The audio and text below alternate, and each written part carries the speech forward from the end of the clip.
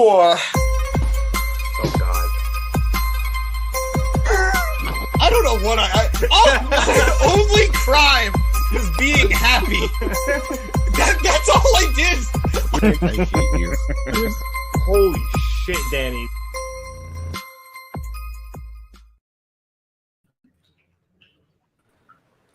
Hello, everybody, and welcome to another edition of the Market Down Podcast. My name is Nick Cummings, joined this week by Danny Hernandez, producer boy Eric, and James Asante. Back here once again to review the latest episode of AEW Dynamite.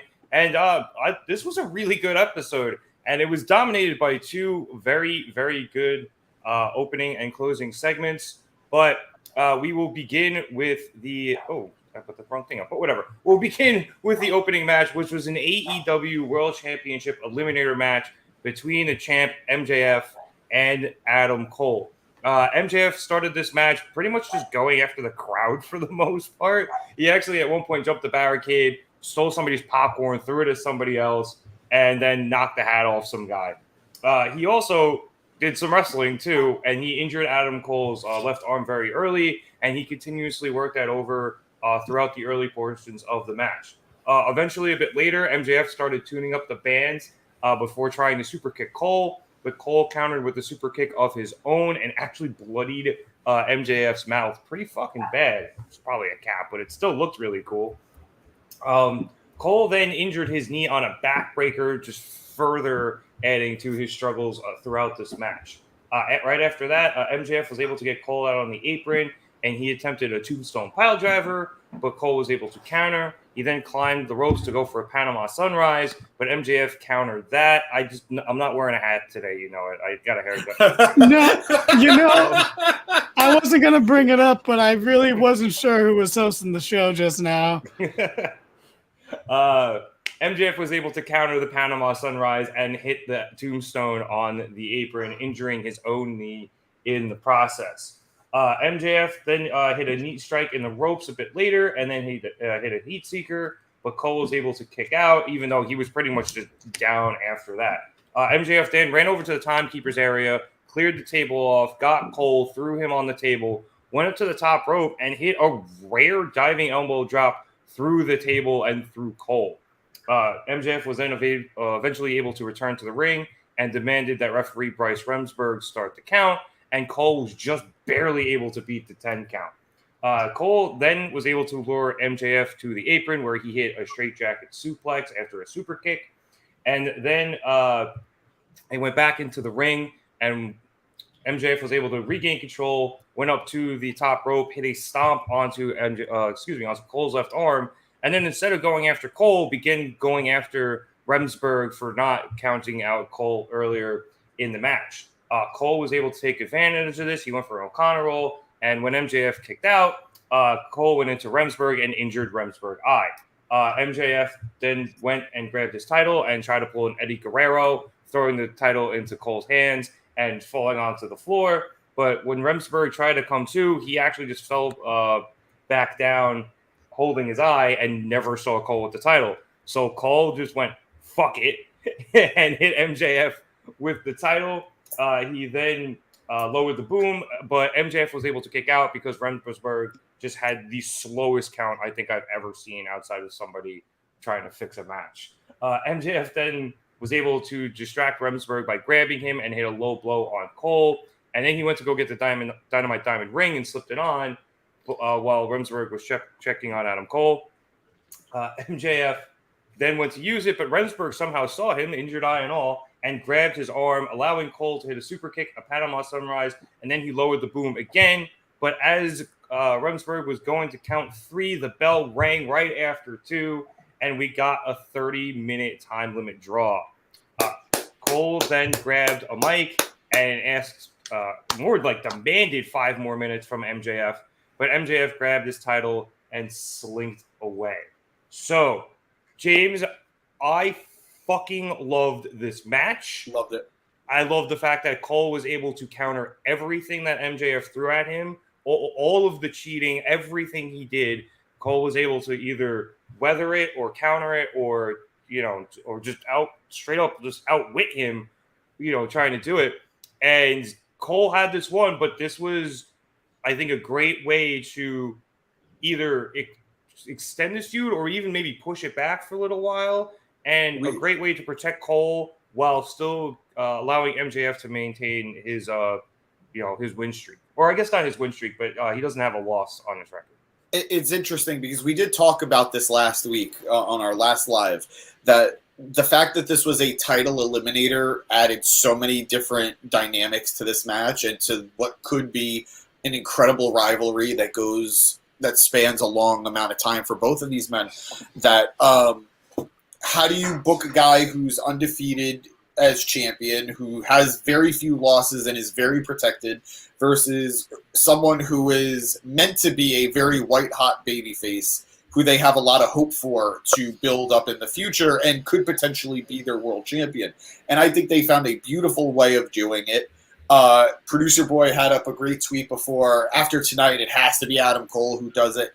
And before I was at like 70%, 80% that it should be Cole. Now I'm at like a 95% it should be Cole. That last 5% is still reserved for Eddie Kingston. Yes. But don't worry, he's elsewhere doing things, I'm sure. But nice. See, that wink would have been a lot better if I wasn't like right at Adam Cole's crotch. But or is it better because I am? I don't know. We'll let the viewers decide. It would have been better if Adam Cole was most of the screen and you were the only other part of the screen. That's the only way we could have I'm not a director like some of you guys, and I don't know anything about staging like hopefully some of you guys, but I think that's the only way that could have been staged better. Danny, I would almost never question you, except for a lot of the times that I do question you. But this was a fantastic match. These two guys put on a hell of a show. I'm excited to see what else they will do in the future. And how crazy is it that if this was a year ago, these two guys, these two characters, feel like they would have probably been like the best of friends. Like, Adam Cole is, or has been primarily for the last several years, a shithead. And that's what I think made this match so much better. You talked about it, Rev. Like, everything MJF tried to do, Cole knew how to deal with it. He knew how to counter it. He knew how to roll with it. And that's only because he spent so many years as that heel before he was the babyface that he is now. And I think one of my favorite aspects of the match is Cole hitting him with the championship. Because there are certain baby faces that you want to see them do it the babyface way. Sami Zayn beating Neville in NXT is an example of that. But Adam Cole isn't that guy. So him wailing on MJF with the belt, just perfection. Perfection. And I am very excited to see where both of these guys go next. MJF did exactly what I would expect MJF to do and I would hope MJF would do, which is deny the challenge. And Adam Cole looked like $1 million, and we are all that much more behind him going for it. So great match, great presentation, and just great overall. Yeah, and it also kind of harkens back to what Cole said last week during his promo, saying like he's been a bad guy over the years sometimes, but he still has the respect of his peers. So, him, using the title, despite the fact he is a face, as Jay is talking about in the comments, it works because we all know Adam Cole has been the type of guy to do that. And he wasn't going to initially, but when he saw the opportunity and he was like, well, it's this prick, I think everybody's going to understand. You know what I mean? I actually really enjoyed that part. So, Danny, what were your opinions on this? Are you with me and James and the Drainmaker here on Twitter that we thought this was just an absolutely brilliant match and brilliant ending, or are you a little sour on it? I mean, what's there to be sour on? Real quick, I got a bourbon candle lit. Just, I don't know. I just thought I'd share that. Maybe someone wanted to know. It's my candle of the day. We're going just bourbon. I usually like a mix one that's like bourbon and something else, like bourbon and coffee, or bourbon and some sort of like sandalwood tea kind of thing. But it was just a pure bourbon one, so that's what I was kind of stuck with. and that's stuck with because that makes it seem like it's not good. It's a great scent. But this match was borderline perfect, I want to say. I don't know what else you could have possibly wanted from this. You know, if let's say you want to be a little nitpicker, you can say you don't like title eliminators. That's fair. They're stupid. I agree with you. This was still awesome. You could say you don't like third time limit draws. That's fair. This was fucking drawsome, dude. Like, this was so good. And let's see. You could say that's pretty much it. You can say Cole has lost a step and hasn't wrestled as good as he used to. Well, that's fucking out the window now because this match was fucking awesome. And then there's like the really bullshit claims that MJF can't wrestle. You're dumb if that's your opinion. We've come too far from that. Yeah. We've come too far from those original days of thinking that. You've read a comment online and you've decided that's your opinion of someone, and that's not good. Like, that's a bad way to approach things. But candles, bro, you just wait. Bath and Body Works has sales like 8 times a year, and I just buy a shit ton of them. Danny, can I hop in here to respond to JL? And I guess about the candle stuff, or okay. No, about the title eliminators, because I like them. I like the way that AEW uses them to, give certain people a shot. I think this worked a little bit better when they still had the rankings, even though those aren't really used as much anymore. But I think it allows for some solid exposure for people to go against the champion and get some good TV time. And then, it also helps make the champion look strong without having to give them a title defense. So I like the way that AEW does use them. So I'm going to push back against what you and JL are saying. Oh, cool. Nah. First of all, they don't use them any differently than WWE. Like, they use them the exact same amount of bad.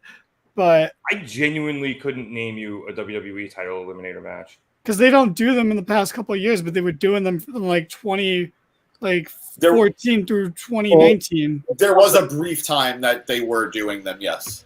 Yeah, but also too, like when WWE does them, they usually just have. You just said you can't remember a time, and now you're saying when they do that. I was gonna say they do it more in WWE where the champ will be in a match, whether it's a tag match or a singles match, but it won't really have any stakes.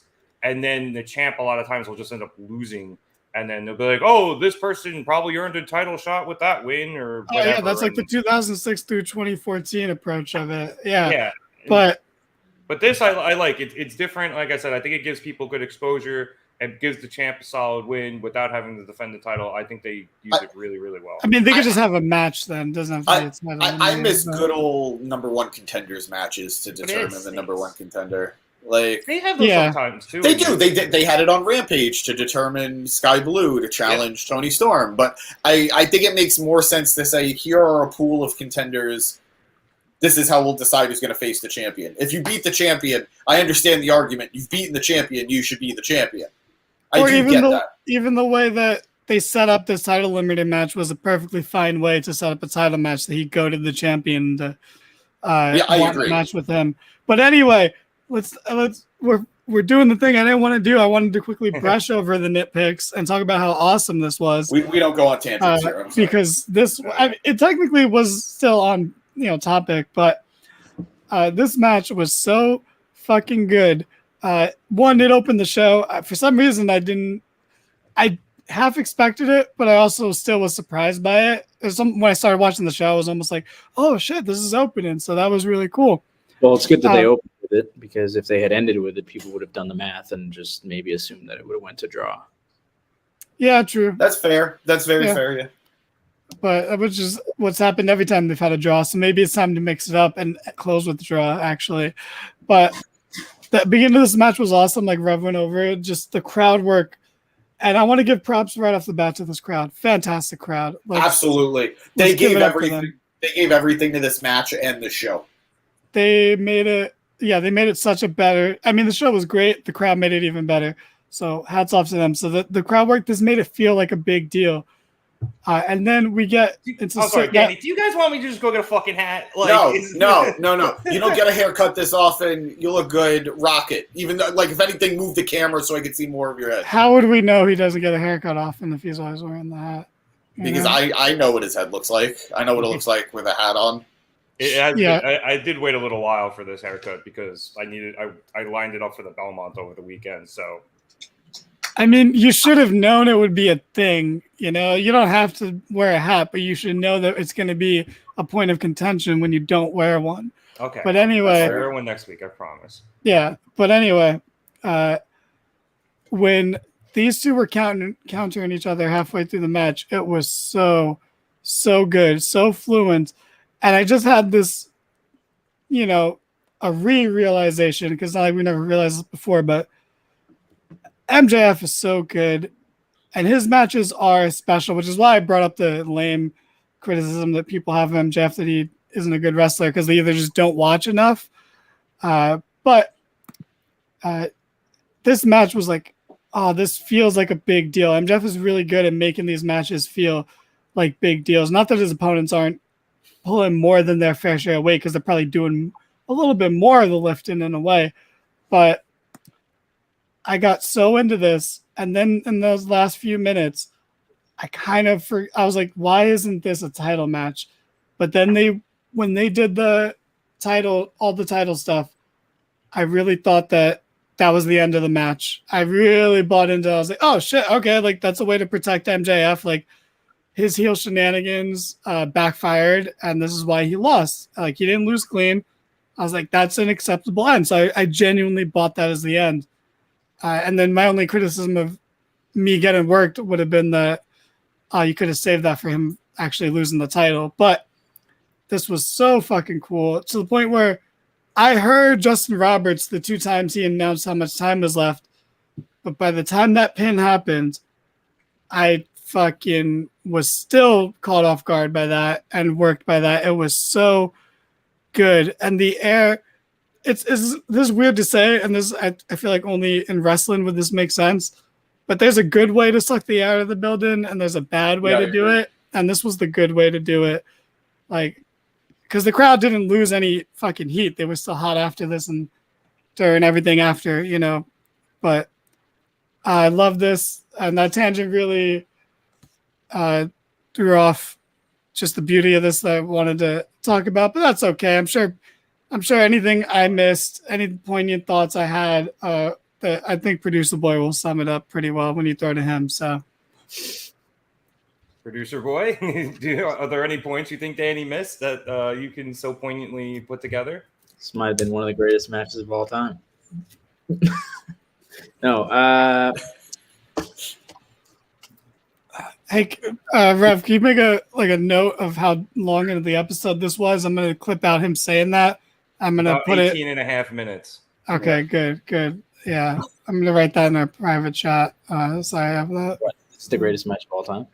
Yeah, just so I can clip that out and have you say that after a bunch of random shit that you probably would hate. You guys did a bunch last week too. Yeah, but that one felt more earnest and genuine than the rest of them. I see.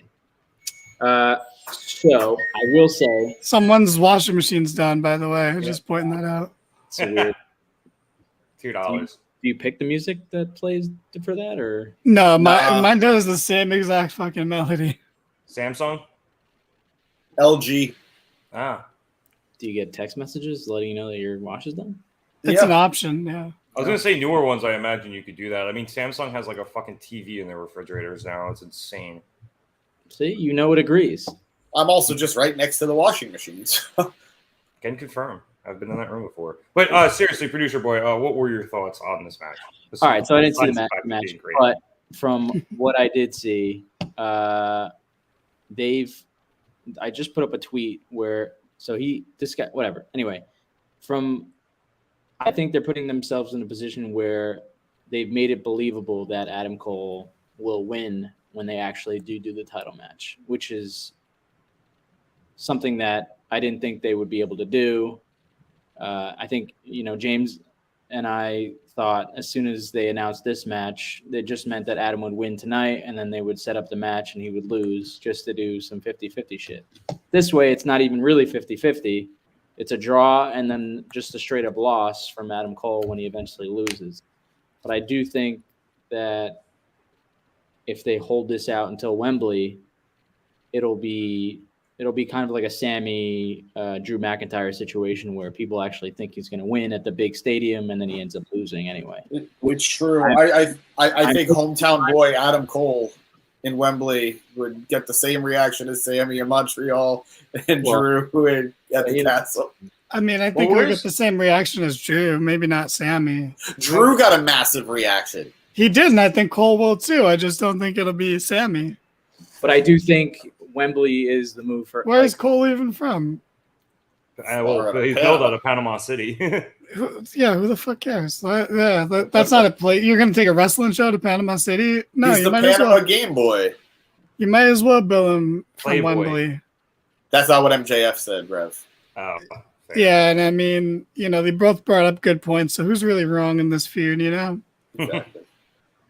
Well, I also mean, if Yeah, go ahead. that I think Adam Cole is taking the body shaming to seriously, because the photo that I just saw, it looks like he's actually he gave it a go the last few weeks. He's looking a little bigger, and I appreciate that, because if he actually does win, I want him to look like a normal sized person.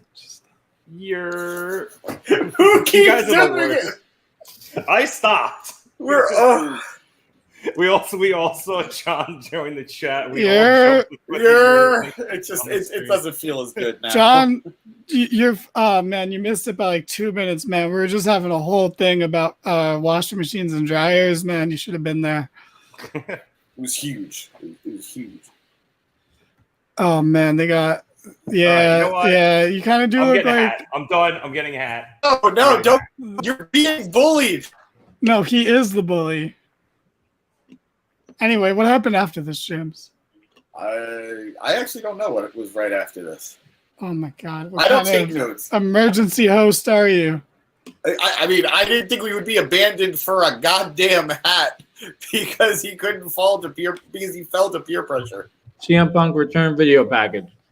All right. So everybody happy? Are we okay? No. I mean, like in made to general, look or like a like, because no. That's a great question. Yeah, are you happy, James? I mean, in general, yeah. Sometimes I have bad days, but we all do. Okay. What about you, Eric? You happy? No. Yeah. Oh. Rev? Yeah. All right, so Oh, what I'm happened good. next? I won a bunch of money at the track this weekend. I'm great. Wow. betting on promoting animals. Love gambling. What a high school bully. Anyway, What happened next, Rev? What happened next was the CM Punk return video package. I guess Collision's this weekend, right? This Saturday. Yep. So they were hyping that up throughout the show, and CM Punk's back. So he had a good little video package. It was made, whatever. Up next came an in-ring interview with Sammy Guevara. No. Hold on. No. I'm sorry. We can't just play off the fact that this is the first time we've seen CM Punk on AEW television in like the time it takes to create a human being. And what was it was the actual video of him? yeah, he was speaking on video. There was a small promo. I saw the line that I've got a lot of things I got to get off my chest. It was like a throwback to the original promo. Yeah. He mentioned that. He said that there was, that he still had unfinished business in the company, and that's why he's coming back. Like, I don't think I feel like you're really saying it in like such a dismissive way when that was all good stuff. I think you're just bitter because the guy got jumped. It's like weird. That's what's coming off, I just didn't think this was that groundbreaking of a video package. But James does have a point where he hasn't been on TV in forever, so this is kind of a big deal. I don't think the delivery was good. This shouldn't have happened. But the fact that it did happen is pretty big. Like Punk, this was Punk's return. And instead of just waiting until next week, I'm sorry, this Saturday, I don't know. They just decided to blow it now. And it feels weird. It feels weird that they did this. You're taking a lot of weird pauses in your sentences. Is everything okay?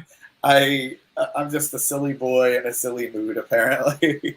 Not the worst. All right. Anyway, so the Sammy Guevara interview, right? I thought it was very interesting. Like, I don't know about you guys, but I was very, very into this segment.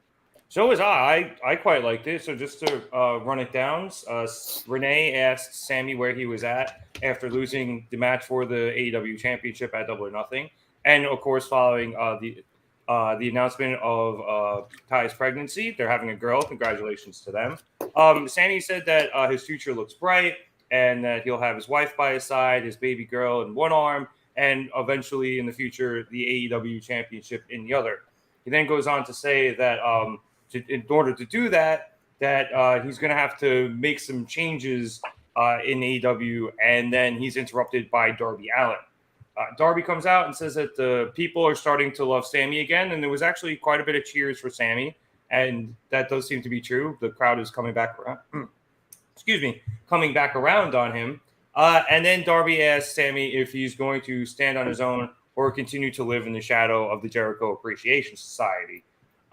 Darby says that he doesn't need an answer for that right now, but he thinks he knows which way Sammy is leaning. And this prompts just the mention of the name Jericho prompts Chris Jericho to come down to the ring. He's pretty pissed, and he's upset that Sammy, in the 3 months he was chasing the title, never once called or texted Jericho for advice or for help. And because he didn't do that, that's probably why Sammy is an AEW champion. Sammy responded. I would like to immediately just point out one flaw in Jericho's logic is that he was in Sammy's video package. So, how did that come together if he didn't talk to you the whole time? I'd also like to point out that Sammy probably did try contacting Jericho, but he was too busy in jail. Fair. That happened. I completely forgot about that. It only happened a day or two ago, but timelines aren't important because the joke worked. I didn't. Yeah, actually, I'm not gonna lie. What? Jericho got arrested for being drunk at a hotel. Oh, got Republican talk. I have not seen this. It's because Reddit's down. All the news is gone. This is what happens when fucking Squared Circle is down. I haven't seen any wrestling news for like 5 days now, and I just have no idea what's going on. It's so weird. But so I'm literally breaking news to me. Jericho got arrested. And to everyone but James, apparently. It's been really hard, but I've been scrounging for news everywhere I can. I've been trying to use the Market Down Twitter account as best I can to find news. It's been weird. But anyway, Sammy responded to Jericho's quip that Jericho had never called him and for help with Adam Cole. And if he had, he probably wouldn't have lost to Adam Cole twice. This just enrages Jericho, and he demands an apology from Sammy Guevara. So it is Dynamite Rampage at Collision. Yes, Anthony, that is what it will be. And like I said, Jericho asked Sammy for an apology, very pissed off, and Sammy said he's not apologizing for shit.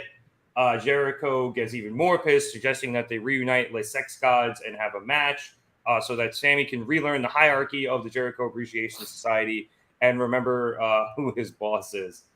Darby just jumps at the mention of having a match, saying even though Jericho calls himself a wizard, he's lost the magic in the ring.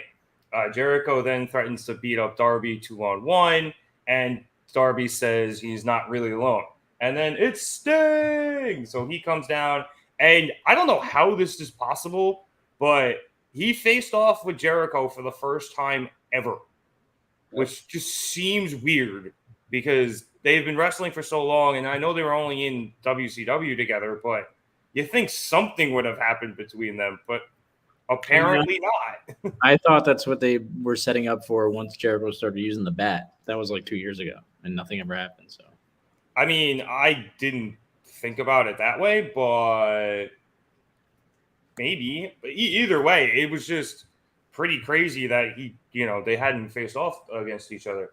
So Jericho, after they circle around each other a little bit, puts his bat to Sting's throat, and then Sting just lowers it and puts his bat towards to Jericho's throat.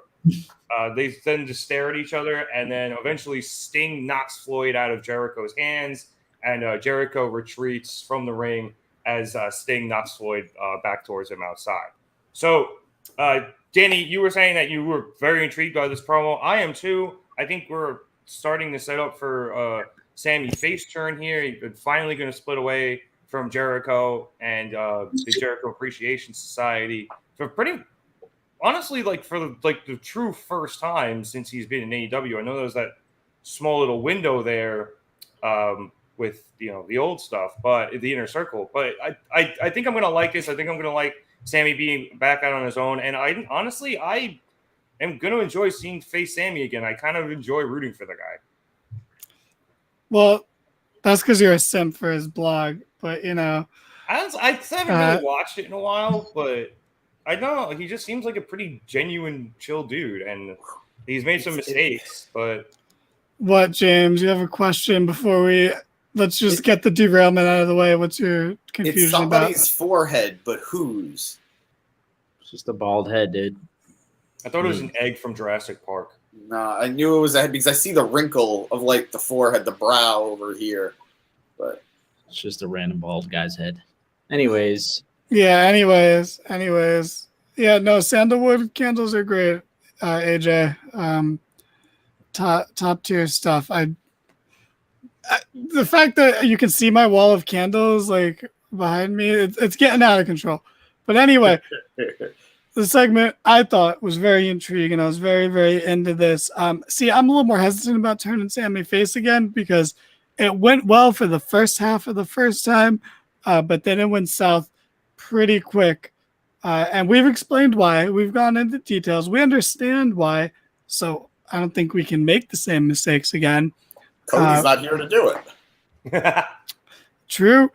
But I was very into this because I always think it's good to have people take a week or two off after a big match because then their return just feels a little more special. And this felt like it because if Sammy just came out the night after, this would not have felt the same.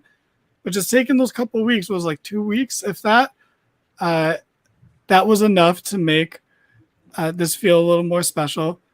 And then for Darby to be the one to interrupt him, I love the Darby-Sammy dynamic from the feud. Me too. Going into the four-way match. So for that to continue, for Darby to be like,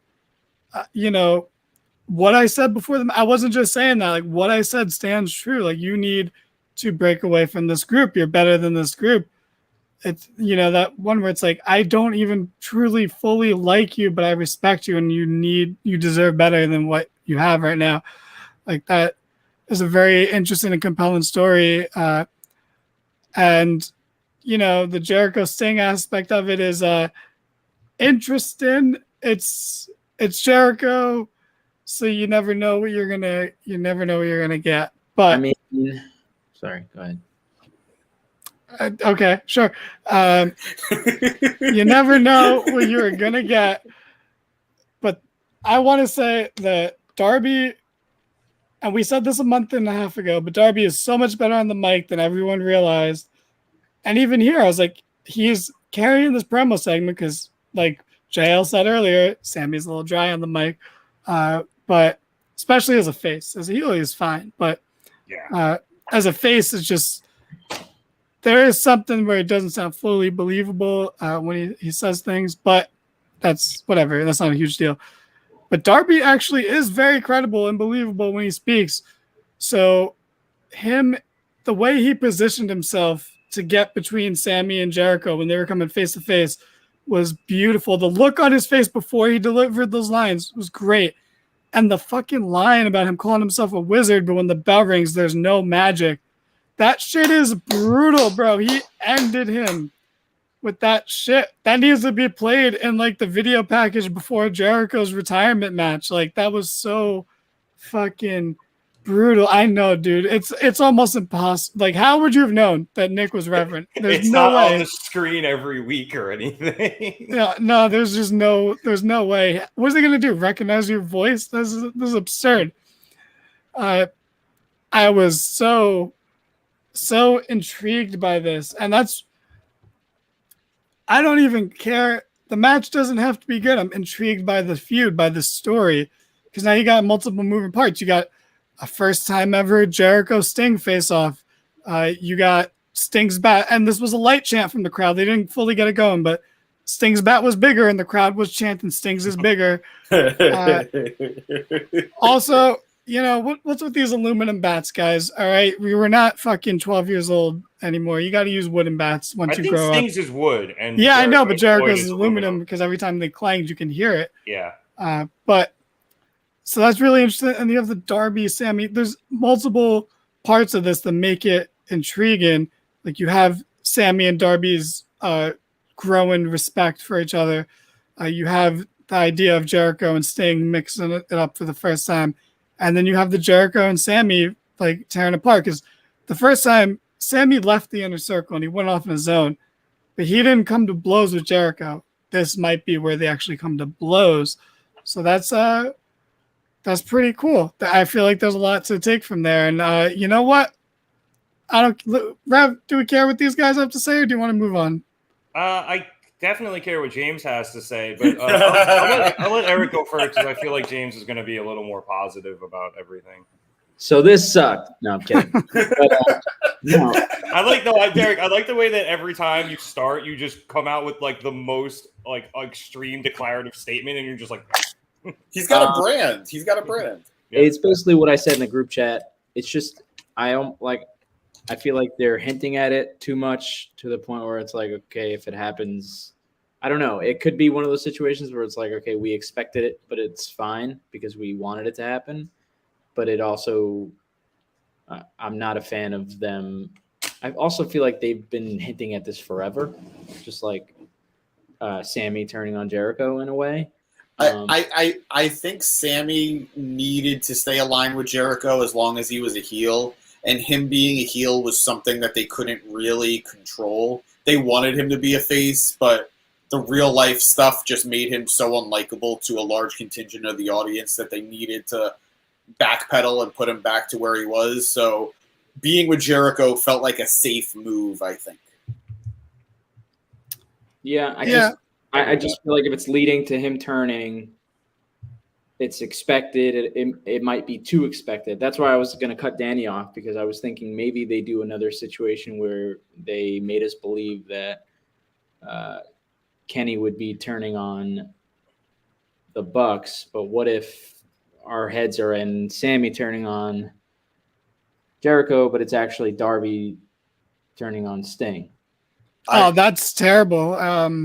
No, yeah, but you should probably keep those thoughts to yourself. But no, their idea, but I'm trying to think why they would force this so much of a hint at him turning. Like I was saying, like they need more like Seth Rollins turns as opposed to Batista turns, which is what they've been trying to do with Sammy for the longest, but it doesn't work. But like with Sammy though, it's the way things are going, and they're just turning him as the story progresses, and he's just naturally getting back over as a face. And I understand what you're saying. Like, yeah, they could use, I'm saying they've tried words here and there several times where they like try to get the crowd behind him, and then they just like it just doesn't happen. He just goes back to being a heel because they realize. But that's what I was saying though. It worked the first time when they first turned him face. It worked. Him beating Miro in that moment, in the long haul, we all know that was a bad idea. But when that happened then and there, people were into it. People were over. Like, he was over. But, like, Fuego was over. Yeah, I was like everything with him and Fuego and all of that stuff. And also, too, the inner circle had turned face, and he turned face with them. Exactly. So that all worked, like you were saying. But, like, the perfect storm of his real-life shit getting, like, exposed and just it derailed, and the Codyverse happening at the same time too, where people were just like, whatever, I guess. Why is he carrying 2 championships still? I remember being super annoyed by that for some reason. Yeah. But all of that just worked against him. So I don't think it was so much that they tried it and then they let go of it. It was whatever. It was they just decided to stop fighting against the stream when it was very clear it made more sense at that moment to turn him back heel. I don't think that's the case here unless we find out he kicked a puppy or punched an old person who didn't deserve it. Like, Jericho's an old person who deserves it. But, like... You don't have to clarify that statement. Thank you. But, unless that happens, I don't see there being another, like, fallback of him turning heel. And just to go into, like, the swerve aspect of it, sometimes the simplest solution is the right solution. Yeah. Sometimes there is a bad example that happened on tonight's show about hinting something that just, like, you shouldn't hint at. But then there is a good example, and I think Sammy being hinted at feuding with Jericho and turning on Jericho, it builds the suspense for that in a good way, as opposed to later on in the show when they hinted at something that just ruins any appeal in seeing it happening. So I guess the question is, do we get the turn at Wembley, or do we get the match at Wembley? Do we get Sammy turning before Wembley, setting up Jericho versus Sammy at Wembley? Yes, I think we get them at Wembley, because you got to remember, Wembley is another month away, or 2 months away. I don't see how you hold on to that for 2 months when Sammy is building in the babyface department right now. Yeah, I don't know where everything coming up is off the top of my head, but Forbidden Door, All In, and All Out in pretty rapid succession, especially for AEW, who only really does quarterly pay-per-views.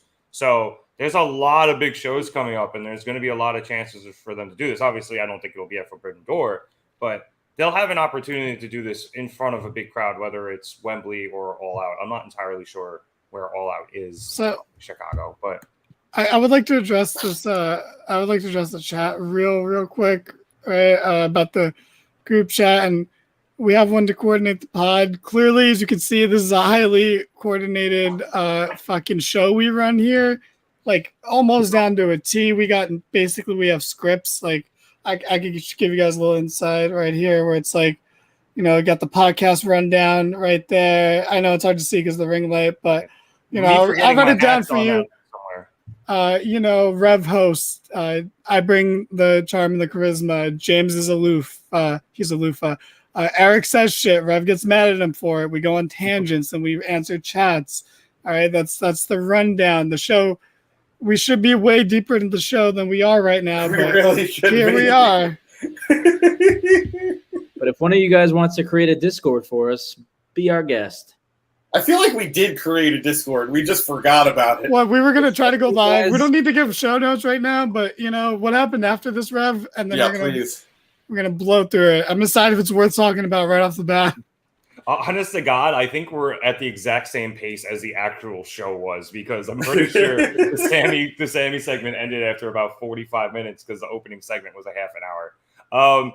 After this, we had a quick video package from Sonata, who is the IWGP World Heavyweight Champion, and he issued an open challenge. Yes, he issued an open challenge for Forbidden Door. Does this pass the open challenge test, Danny? No, but it's close. It's like fine. It's not good. It is fine. We could probably talk about who responded to it, right? We don't need to. I agree. I think that 2 segment bit we could do together. I'm going to sum it up right now, right? So later on in the show, they had an interview with Jungle Hook, and they're like, you were taking the tag division by storm. We're so great. We're such good friends. And Hook's not saying a fucking word because I wouldn't want to say a goddamn thing for it to be possibly taken in any context while standing next to Jungle Boy. And Jungle Boy's like, he's like, yeah, you know what? I'm jealous of you holding your title that's not recognized by the company, and I want to hold the title. So I'm gonna take that open challenge from Sonata. I'm gonna fight for the championship, and I'm gonna be a champion. And you know what? And then Renee was like, oh wow, and then Hook made an expression because Hook gave a better promo with his facial expression than Jungle Boy did talking for 2.5 fucking minutes. And he usually does. Yeah, and Jungle Boy was like, no, before you answer that, let me just say, buddy, I fucking am so jealous of you. I am 100% going to turn to you. Please come accompany me to the ring at Forbidden Door. So once I lose, I have an excuse and a fall guy to take it out on. He called him his best friend. Yeah, oh my God, bro. I literally was like, this is like the worst Yep. possible situation. This is the most worst timeline WWE fucking scripting ever. It's like, this was so bad. You're away from Christian for like a few months and you're fucking drowning, my guy. He laid it Holy on shit. so thick. Anna Jay is a better promo than you. And that's not like, I guess, a huge insult, but like, It kind of is. she's only been doing it for what, 2 years, 3 years? Like, Yeah, I guess that's fair. But still, Or it's bad. you have Jungle Boy cheat to defeat Sonata for the IWGP Championship, and the world goes crazy. If that happens, I'll do another show without a hat on. I'd be kind of into it, honestly. I had to dye my hair. I had to dye my beard pink, but he's like, "Well, I'll do it without a hat on." Yeah, because I'm not stupid enough to make a fucking bet like that. He didn't make a bet. It was an agreement. It was an agreement, and the agreement was upheld. But I would just like to say I actually really do like the aspect of the title match being an open challenge, because I don't think there's really anybody in AEW that I would have liked to have seen in an actual feud with Sonata for the IWGP title. So this makes a little bit more sense to me. And Jungle Boy, they're both young guys who are going to put on an exciting match. They have complementing styles, so this works. But yeah, the story here isn't the match. It's what's going to happen after the bell rings the second time. You think he turns after the match, or Absolutely. they just wait a week and then he does it on Wednesday? Why wait till Wednesday? I don't know. Dude, in It front of is- a hotter pay-per-view crowd. Yeah. It is interesting though, because James, because I think the match is actually a big part of the story. Just because this is now going to be the second World Championship match he loses, because we're all pretty much in agreement he's going to lose.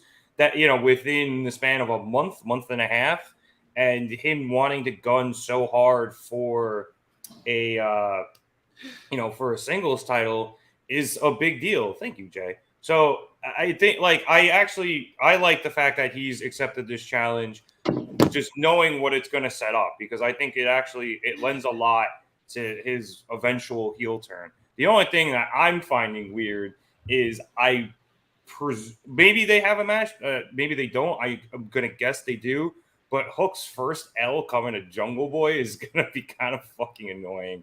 I feel like he's just gonna squash Jungle Boy, because I know he's positioned Jungle Boy, that is, as one of the top young guys, but it's just I don't know, man. Like, I want Hook's first loss to mean something, and it coming to, I guess it will mean something. It's just it won't. We don't care.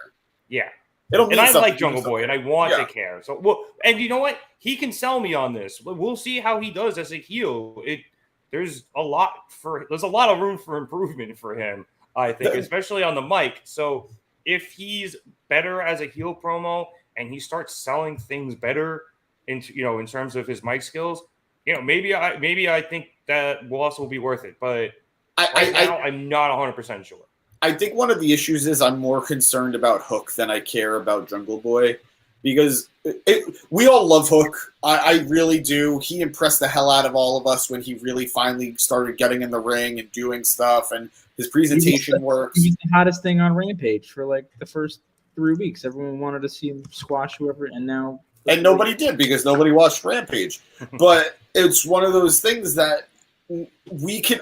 at least I can say, as entertaining as he is still very green in a lot of aspects. There still are a lot of aspects that he needs to develop a little bit more and a little bit further.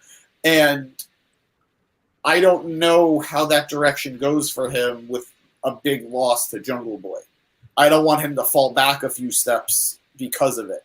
So it'll be interesting to see how it plays out. I'm with you a little bit there, Rev. I do think Jungle Boy gives Hook his first loss, but I don't know where Hook goes from there. And as for Jungle Boy, I don't care about him holding the FTW title. I would just like to say that I summed up this whole segment in like 2 minutes, and here we are somehow still talking about it. It's a Jungle Boy promo. Like, there's nothing to say, Yeah, I agree with everything you said in terms of the promo itself. I just wanted to delve a little bit further into the future of Jungle Boy, since he brought it up. But let's double back after Sandata. Actually, James, no, what? Never mind. We'll cover that another time. So yes, after the Sonata package, we had a 8-man tag match between Darby Allin, Sting, Keith Lee, and Orange Cassidy against the Mogul Embassy, which was Sir Strickland, Brian Cage, and the Gates of Agony. This was pretty fucking chaotic. So, God. I don't even know what's going on anymore. I'm just going to keep on. I don't know. Probably Danny. Anyway, like I said, this match is pretty chaotic. I'll pick it up at the end where Keith Lee was hit by a triple powerbomb swerve stomp combination, which was actually really cool. But the pin was broken up by Orange Cassidy. And then in the ensuing chaos, where everyone was just hitting everybody with everything, Lee was finally able to recover enough in the corner to clear the ring before he tagged in Sting. Sting faced off against Brian Cage. And it actually looked like Cage had the upper hand when he got Sting up on his shoulders. But Cassidy was able to come in and hit the orange punch. This allowed Sting to drop down off the shoulders and reverse it into a Scorpion Death Drop and pick up the win. So, James, nothing groundbreaking here, but just a fun tag match. I can't really complain. I don't know what this means for Swerve's future in terms of maybe facing off against Orange and maybe getting the international title. But as we saw a bit later, I don't know. I was gonna say I don't know if that's gonna be the case. I don't even really care about that as much as I care about the fact that Jesus Christ, what the hell has happened to Keith Lee? That this guy, like, I genuinely thought, well, okay, if somebody's getting pinned, it's going to be Keith Lee. How bad a fumbling is that for this guy? Like, maybe there's some health concerns because I know that was a big issue for a long while with him, and maybe that's why we haven't seen him prominently featured. Maybe it's the fact that AEW doesn't want to portray their superstars as elderly as Keith has made himself look. But I don't know how this guy who is so over in WWE and had so much sympathy and support because of the bad gimmicks they were giving him managed to just become an afterthought here in AEW. Like, granted, going down to a triple powerbomb coup de grace combo is not a bad way to take a pin, but how did he become that guy? It's just sad. The match itself was fine. Oh, go ahead. I was going to say he looked strong in the match, and I think he always looks strong whenever they show him. But you're right, like just something about his presentation or lack thereof, just due to the fact he doesn't really get a lot of screen time outside of Rampage, is it has been a bit of a fumbling ever since him and Swerve split up. Yeah, no, absolutely. James, who do you think won this match? It was the good guys. Okay, because you keep talking about it like Keith Lee got pinned and lost the match. No, but what I mean is, like, I was almost fully expecting the good guys to lose because it was Keith Lee. And that should not be my perception of him. I want to think of him as a major player in the company. And I just don't. Jesus Christ.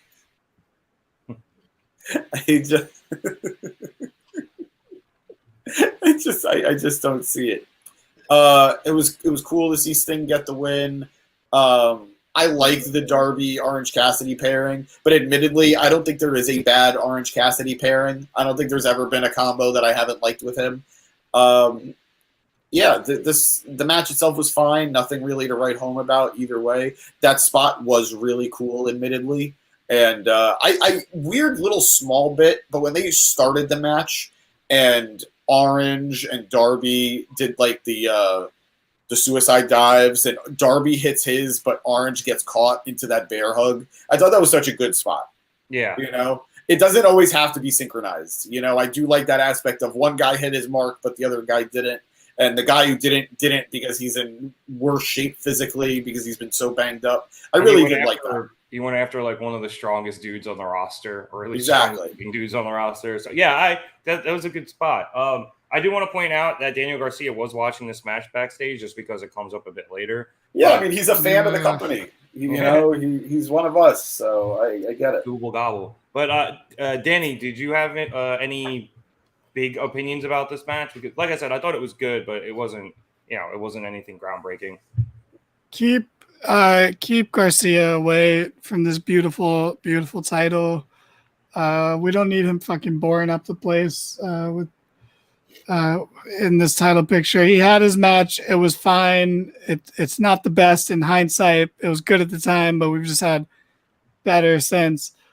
Keith Lee looks like shit. Sorry, not sorry. This guy, same with like, okay.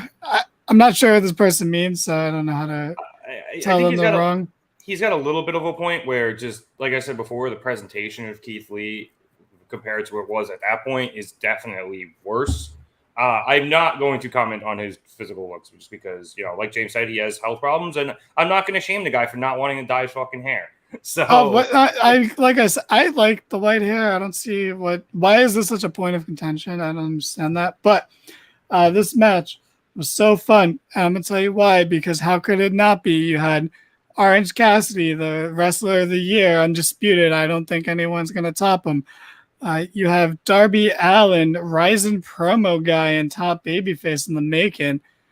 You have Sting, borderline perfect legend, who has yet to ruin his image, and it's magical, and we need to cherish him and protect him at all costs. And then you have Keith Lee, who seeing Keith Lee is like seeing a unicorn at this point. So, you know what? Let's cherish it for what it is. Although I was giving you a hard time about it, I agree with your sentiment, James, because we all want better for Keith Lee. And yeah, they beat a bunch of guys. Swerve isn't going to win this title, and he shouldn't. I've realized now for sure. It was, they made the right call last week. And then there was other people there too. You had Brian Cage, who's a fucking megastar in the eyes of his wife. And then you had the other two guys who who were they? Oh, it's the Gates of Agony. So are they still the Yes, ROH they are still the ROH six-man tag champions. Yeah. And when they faced Orange and Darby, I don't remember if it was last week or 2 weeks ago, but they impressed me a lot in that match. And I thought they did a good job here tonight as well. Sure.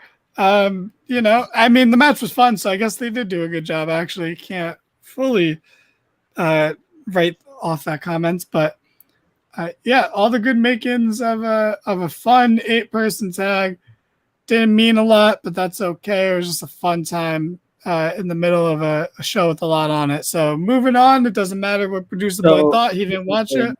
Couple things. Keith Lee is suffering from the fact that he has the name Keith Lee when there is a much more popular Keith Lee out in the world right now. So there's that. And then 2, during this match, there was a no that went. Oh yeah, that was this match. Yeah. I also no. I had no idea what you're talking about. I didn't. Oh no! Literally in the beginning, like the first 5 minutes of this match, the word "no" was on the screen for like maybe 10 seconds, 12 seconds. And it also apparently there was a clip that they did the same thing last month. Well, no, they did it in either April or May, where it was instead of just a no, it was yes, no, or something like that. So Bray Wyatt's coming to feud with Bryan Danielson is the takeaway from this. Yeah, I mean, if Bryan wasn't already like doing his own thing, I guess it would have made sense for it to be him, but he's already doing his own thing. So who's the other Keith Lee? There's a food reviewer who's insanely popular right now. You just type in his name and there is no Keith Lee the wrestler when you type in Keith Lee. Yeah, I thought you were going to go for a Bearcat joke there, and I was gonna get so mad. No, I'm being dead serious. Like he's no, that's fair. It's like being habits of people. Michael Jordan, and then you have to make your name Michael B. Jordan to separate yourself because no one's ever going to take you seriously. I mean, Michael B. Jordan, you know. But anyway, what happened after this? After this, we had a backstage interview with the Guns. Renee asked them a question about their relationship with Jay White and Bullet Club Gold after they attacked Ricky Starks last week to help Switchblade pick up the win. But they just ignored it entirely and instead called out the Hardy Boys, challenging them to a match next week, saying that they're the best brother tag team in AEW. We then went – go ahead, James. I don't know why AEW is doing a lot of vagueness lately. Like, the vagueness of, like, the Ass Boys joining Bullet Club. The vagueness of Takeshita maybe being aligned with the BCC. It's like, certain things don't need to be dragged out. Like, you don't need to create mystery for the sake of mystery. I know we all shit on the firm and we all recognize how that fell apart so quickly. But there is a part of me that really appreciates how the night after they made the declarative statement, we're not with MJF. We were just working for him in this one instance. Granted, that was the wrong decision. That was the wrong declarative statement to make. But I do appreciate setting the terms of what this is as early as possible. Was it wrong, though? Because nobody wanted him involved with MJF. That's why they did it. Because they wanted to make sure that everyone at home knew that MJF was not aligned with them because it was trash. But it only became trash because they weren't aligned with him. They were a bunch of yes, because what they were booked as were a bunch of guys with like our own interests, but we're all being represented by Stokely Hathaway. If they were a group that was there to work for whoever the highest bidder was, in this case MJF, that's a really good angle for them, as opposed to what they were, which was nothing. Well, I think they went in hoping that they would be aligned, and then they realized that it was not, the reception of it was not good. So they switched. They pulled an audible. I know you guys like when I say that. I agree with the fact that Punk got suspended and they didn't know what they wanted to do. Am I cutting out a lot? No, you're okay. All right. I think it had more to do with the fact that Punk got suspended and MJF didn't need a group like them after that, because MJF was in a weird nebulous for a little bit where people were cheering him and then they weren't cheering him. It was weird. Right. But whatever. Anyways, sorry. It's all right. Let's move on. We had Wardlow versus Jake Hager for the TNT Championship. Oh, wait. Can we please skip this? Like, why do we need to talk about this? Right? We're all good, right? We're good. Well, the post match is fairly important. We can skip right to the post match, right? I think we're all on board with that. I know nobody cares, but I mentioned the X-Pac thing before. It seems like the consensus is that X-Pac is going to be the manager for the Guns. Oh, that's cool. That's weird, but I like it. Yeah, that's more interesting than the Hager Wardlow match. But the post match, what happened in the post match, Rev? So Wardlow was able to defend his TNT Championship against Hager. There was a brief point in the match, just to bring this up, where 2.0 came down to ringside and went after Arn Anderson, and then Arn, pulled out his Glock, and that allowed Brock Anderson to come down, and then the four of them fought into the back. And the only reason hold on. No, if you're gonna bring up 2.0, you gotta. I kind of lost it, to be honest. I haven't done. No, you've dropped it. That's the thing. You have it. It's good when you do it. You just don't do it anymore. After the match, Christian and Luchasaurus appeared on screen, and Christian accepted Wardlow's open challenge on behalf of Luchasaurus, saying that they'll have the match on Saturday at Collision. And then Christian asked Wardlow whether or not he's going to be able to win without his new father, revealing a beaten down and bloodied Arn Anderson. So, Danny, obviously, Christian, another dad joke, gotta love it. And I'm interested to see what happens in this match on Saturday. As for the match itself, it was fine. It was a typical Jake Hager match.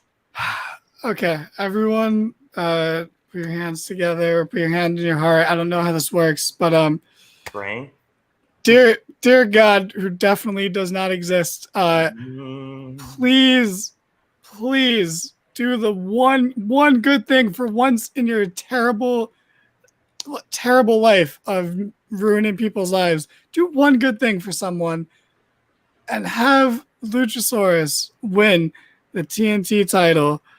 Okay? Despite everything I just said, please do that. You fictional Santa Claus motherfucker. Please. Because also, you know what? This made no sense. Okay? Arn was out, and then 2 minutes later this happens. When did they have the time to go get him, bloody him up, drag him back there, and then set up a fucking camera?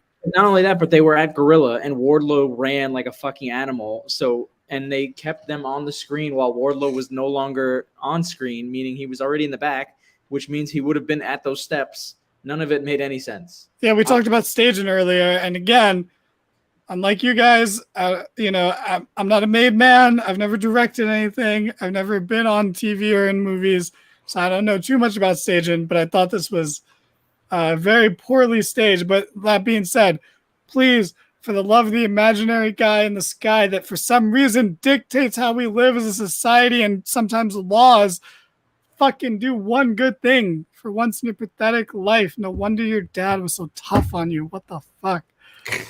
I didn't like any of that. I didn't like any of that. That all made me very uncomfortable. Oh, the whole Arn Anderson being all bloody thing, I guess. I mean, people bleed all the time on AEW. I don't know what made you uncomfortable there. Back-to-back weeks, and Anderson has bled on AEW television. And only one of the weeks that I care about it. James, if you want to comment on the match itself, feel free, but I want to know how much you're looking forward to this match on Saturday. Dude, don't feel free. Don't comment on the match. Don't give it the time of day. I'm looking forward to Saturday. I think we're kind of in a no-win situation. Luchasaurus desperately needs the win because he's just an afterthought in general. And Wardlow desperately needs the win because he can't afford to have another garbage title reign. So, well, I mean, having the reign continue isn't going to stop it from being garbage. I mean, it's only going to be garbage. It's only going to be garbage if he loses it. Like, the match he had with Christian was very good. I think it has potential to be very good. It's just, if he loses, it's just going to be another, what the hell were we all doing here? It's going to be like that regardless. Do you really want this to go on for 6 more months? Like, I'd say at least 3 more. Fuck, why, bro? Like, I like Wardlow. The only way to save Wardlow is to give him the run he should have had the first time with the TNT title, which has to be like 4 or 5 months. The problem is Orange Cassidy and the international title have absolutely just. Yeah, I mean, I agree with James. At this point, the title is worthless. Pull the plug, yeah. This is before, but like, obviously the title was important, but it was also before the international championship was a thing. Like, we could say Cody made it important, but if Cody was holding this title and Orange was holding international, would Cody's title be like, would we still be saying that? I think it would be. I'm sorry, I wasn't paying attention. What was the question? That's fair. That's a good point. I was paying attention. I don't know how to answer that as much as, like, the way I compare it to right now, Gunther with the Intercontinental Championship. I care more about the Intercontinental Championship than I have in years. And not just because Gunther has been holding the Intercontinental Championship for 35 years. It's just more like, I think he beat Ricochet for it. I don't even know. He did. And I couldn't tell you who Ricochet won it from. So, it's... What? Was it Shinsuke? Maybe. I don't see a world where Ricochet beat Shinsuke. I just know Shinsuke had it, or I think he had it. Yeah, he was a 2-time champ. Yeah. But my point is, I think champions can heat up a dead championship. And while the TNT title does feel dead, and unfortunately it's on Wardlow, I think it was dead before Wardlow picked it up too. I like your analogy though, because I like that. I like Gunther as Orange Cassidy and Wardlow as Austin Theory. So way to indict Wardlow there. Good job. Low key want Orange Cassidy versus Gunther now, but low key.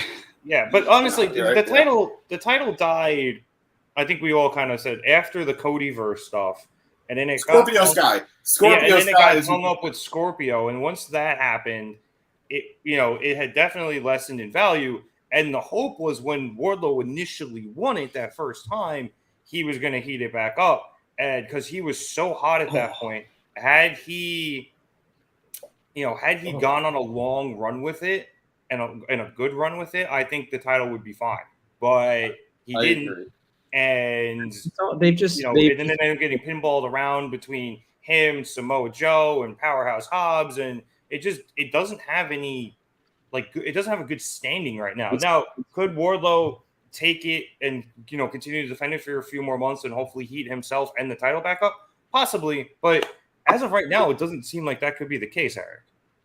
It's become like the big man title because they don't know what to do with the big guys because most of the company is a bunch of smaller guys, and I don't think Tony knows what to do with the bigger guys because the bigger guys are not good enough to be your main champion. So he's got them in their own little area of their own with this title. And I feel like that's maybe why he's keeping it, because he doesn't want to lose these guys and he wants them to feel important and yada, yada, yada. But also at the same time, it's just not working. It's an interesting theory, honestly. It's not working for now. And I think you got a point about the big guys kind of not being ready for the world title. And I think that's just of where they're positioned. Wardlow is still, fairly young and just hasn't reached that point yet. Hobbs is definitely, young and hasn't reached that point in his career yet. Luchasaurus, I don't know if he ever reached that point in his career in general, being a top guy. And I don't say that, as a knock against him. He just hasn't ever really been there. And then Samoa Joe, the other big guy I think I'm thinking of is just, he's, the Ring of Honor TV champ. And he is a guy you can easily heat up to be, the number one guy if you need him to be. They just don't need him to be in AEW. So I think that it's a good point. It's just like where all those guys are, it lends to them all being in the TNT title picture. I think it's become a title where he can get away with doing the hot potato thing. Like if he doesn't do it with all the other titles, killed the title. I know. I'm just saying, but at the same time, it's nice to have title changes that like keeps the show interesting. So if you have all these titles that have all these long reigns, which is great, you want to have one that you can kind of just fuck around with, I guess, is Tony's mindset. That's just what I'm thinking, and that's why he keeps it around for a number of reasons. One, it keeps the big guys busy. Two, he can get away with doing hot potato bullshit. And nobody will really complain because nobody really gives a shit about the title at this point. It's basically a 24/7 title. I wouldn't call it that, but I just think for me personally, I don't mind the occasional hot potatoing, but you also need to balance that out with some longer runs, just because it's impossible for us to get behind any one champion or the title itself if it's constantly changing hands. Also, I just want to say James summed it up perfectly, that the international title is the Intercontinental title, which is great, and the TNT title is the U.S. title, which sucks. And it doesn't matter how much you try with Wardlow or Austin Theory, the title reign's going to suck. You could beat John Cena, and it's still going to be a bad title run and a boring one. Yep. Like, it doesn't matter. Like, that's what James was saying, and I agree with them. Also, why was what happened after this? Why are we still talking about this? I feel like it's a good question. this is insane. I was trying to get out of it, but I kept wanting to counterpoint everything Producer Boy was saying, and I got sucked into it. Anyway, after this, we had a promo package from Hiroshi Tanahashi where he challenged MJF for the AEW World Championship at Forbidden Door. We then cut to MJF in the trainer's room, where he was then informed by Renee that Tanahashi had challenged him, and Tony Khan had made the match official. And MJF was like, no. He's like, I'm not doing that. He says he doesn't feel like giving a title match to somebody from a rinky-dink promotion. He then says that as far as Tony Khan booking him goes, it wouldn't be the first time he no-showed something that Tony has booked him for. So this match is going to happen, but MJF is going to do everything he can to get out of it. But I'm excited for it. And I know it's now back-to-back years of Tanahashi facing for this title, but I'm hyped. So, James, I imagine you agree. I think this is a great matchup. I think MJF is going to get a great match with Tanahashi. Despite his age, Tanahashi could still very much go and can still very much perform at a main event level. And for MJF, who has gone on record multiple times saying he does not value New Japan Pro Wrestling, he does not respect New Japan Pro Wrestling, the fact that he's going to take on the ace of New Japan Pro Wrestling, Hiroshi Tanahashi, that's going to be a very big feather in his cap. You know, Tanahashi isn't the unbeatable guy he once was. He has taken several losses along in the last couple of years, but it still means something to beat Tanahashi. So another big opponent for MJF and another accolade that he can hold on to. Yeah, and this gives him a lot of promo fodder too. So, well, Exactly. go Ace, but like you said, like he's gonna win this match, and it allows him just so much more to work with doing that. Danny, producer, either of you guys have anything for this, or This was hilarious. Yeah, it really was? I thought I wrote this promo for MJF. It was hilarious. Just But also, literally I mean, channeling you. I know it doesn't matter because everyone knows like MJF's not going to lose. I just find it kind of annoying that this is the same person who went for the title last year and lost. Why would he be able to go for the title this year? I mean, the way but it's just like, okay. The way I view it is these people are in the positions they're in because of the positions they're in their own company, and Tanahashi is perennially around the top of the card in New Japan. So even if he's not the champion, it makes sense for him to still be a big contender. And considering the other big contenders are otherwise preoccupied, like Okada has Bryan, Ospreay has Kenny. Nobody from Los Ignorables is most likely going to be allowed to wrestle in at Forbidden Door. Like Naito probably won't be. God, good. And Kenta is going to go for Punk. Yeah. So he's the option. Like there's very few people that it would make sense for otherwise. And even going off of last year's Forbidden Door, I kind of talked about it in regards to in our private chat about Jungle Boy kind of fulfilling a pattern that was established last year, where the guy who lost the last title match in AEW for the AEW World title is now going to Forbidden Door to challenge for the IWGP title. I think certain things are okay as long as it fits the mold of what they're trying to do. Yeah, this makes a lot of sense. And like I said, it's going to provide MJF with so much more, a lot more dismissing of New Japan. He's going to probably dismiss all of Tanahashi's accolades, and then Tanahashi's probably going to hit him with something with like, you talk too much, and end up on Botchamania. So, yeah, it'll be good. It'll be a lot of fun. And Tanahashi defending New Japan's honor just seems right. So I'm looking forward to it. And we'll talk more about it, obviously, as we get closer to Forbidden Door. After a commercial break, we came back to Renee, this time with Orange Cassidy, and she asked him what the future holds for him. And Orange is just like, you know how this goes. In like 10 seconds, somebody's going to come over here and interrupt me and challenge me for the title. And Zack Sabre Jr. walked into frame and challenged Orange Cassidy for the International Championship, saying he wants to be double champ as he's the New Japan Pro Wrestling television champion. But then Zack Sabre Jr. gets interrupted by Daniel Garcia. Garcia asks Orange where Shibata's at, saying he wants the Ring of Honor Pure title back. And Orange says that Shibata will be there next week and challenges Sabre and Garcia to a tag match. So that should be a pretty fun match, and anything with Shibata in it is awesome. After this, we had Toni Storm versus Sky Blue for the AEW Women's Championship. Sky came out with a very fast and emotional start, but Toni was able to weather the storm and regain control. Nice. So, thank you. Eventually, she sends Sky to the outside towards the end of the match, where she used Ruby as a distraction, and Ruby handed off a can of spray paint to Toni. As Ruby continued to distract the ref, Toni Storm went over to Sky Blue back in the ring and went to hit her with the spray paint, but Sky ended up having a can of her own and spray painted Toni's eyes. She then knocked Ruby off the apron, hit the code blue, and has Toni down. For the 3 count, but Ruby was able to continue to distract the ref, and he doesn't make the count.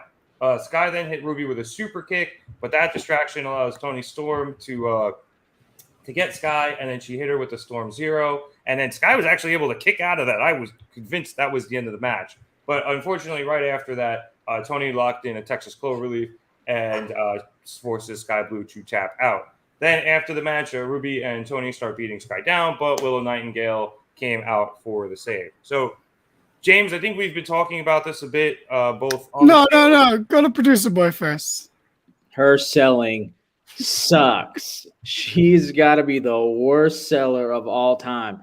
For those of you confused, he's talking about Toni Storm. There was a moment where Sky Blue was punching Tony Storm in the corner, and Tony was selling it like I've never seen anyone sell punch. Like she looked like she was shocked that she was being hit, but she was barely being hit, which made it even worse. I didn't know, and then it happened for the rest of the match. In the group chat I made that comment. It was literally HBK versus Hulk Hogan for the first time and I hate foreigners. Well, at least somebody on this show admitted it. You're wrong. James, we have been talking both on the show and in private about how much better Sky Blue has gotten recently. And I think she really showed out in this match. She did. One of the beautiful things, I know I've complained a lot about it over the last few months, few weeks, is that I just that people who are booked very strong on Ring of Honor then losing on Dynamite. You're cutting out a bit, bud. Oh, am I? Yeah. Can you hear me now or no? I mean, yeah, but your face is frozen. So I'll just give James was back. saying that he doesn't like when people are booked strong on Ring of Honor, but then are booked poorly or weakly on Dynamite. Thank you, Danny. But the benefit is you do see growth. These Ring of Honor talents like Sky Blue, who has been booked very well in Ring of Honor, is now looking better in AEW. She's getting those reps in Ring of Honor, and that's a great thing to see. So I do understand the necessary evil of it. I would like there to be a little bit more translation with wins from. Nope. Ignore him. Yep. And I would like there to be a little bit more translation of wins in Ring of Honor to wins in AEW, but it's clearly paying off, and I appreciate that fact. I appreciate the fact that the growth that I'm rooting for is happening, and they're getting it in places beyond Dark or Elevation, what they were, and now I guess what will be Rampage. Yeah, and I thought they did a great job of protecting her here too. Like she should have had the win. She had Tony down for the 3 count. It was just, Ruby Soho ends up, distracting the referee. So I thought she did a great job here. I thought she looked great, despite what some people think about Toni Storm selling. But I didn't see any problem with it at all. So Danny, I really enjoyed this match. And honestly, by the end of it, the crowd was really, really into this too. Yeah, they were. And I just want to say, I saw that episode of AEW, and man, RJ did a lot of the carrying in that one, as he normally does, but still. But this is a prime example of why James and Eric hate foreigners, because if MJF was selling like that, you would have cracked up about it, buddy. Okay. Wait, what? What would I cracked up about? If MJF was selling the way that Toni Storm was selling, you're like, oh, that's great, fucking chicken shit. I didn't like it when Sean did it. Sean was doing it to be a that was though, because he was mad at Hogan. Oh, were you fucking on Team Hogan there? What's wrong with you? I wasn't on Team. That was the best thing Sean did since returning until he fought Undertaker. Admittedly, I didn't know why Sean was doing it when I watched it as a kid. I found out about it after the fact. But I mean, that's fine. But anyway, yeah, I mean, this was fine. The match was okay. Like, it wasn't like, I agree that Sky looked a lot better and a lot more credible than she's ever looked. That's pretty much it's. I don't love the kick out of the Storm Zero. I feel like it wasn't warranted. I feel like, but whatever. Like, they could do a story with Sky, like almost like Wheeler Yuta and Moxley, where it's like she gets squashed pretty easily normally, and now she's putting up more and more of a fight. So that's maybe they could do something like that. But anyway, my bigger problem was the post match. This is the same fucking shit. It's literally. Babyface comes out alone like a dumbass. They lose to the numbers game because, of course, you're going to lose to the numbers game. And then the other babyface makes the save post-match beatdown. Like, bro, we've been here. We were here 6 months ago. Like this is the stuff you got to move on from. Same players too. It was it was Willow, it was Rio and Sky. Yeah, it's like I don't, and they're the fucking bench warmers for Britt and Jamie. Like, fucking move on with the story. I don't care that Willow beat Mercedes Moné and for a title because you guys aren't talking about that. That's not on my TV. I've never seen Willow win a match on TV.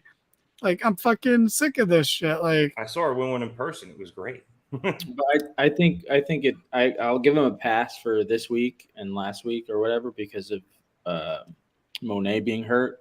I feel like whatever that was supposed to happen tonight to lead up to the pay-per-view anyway.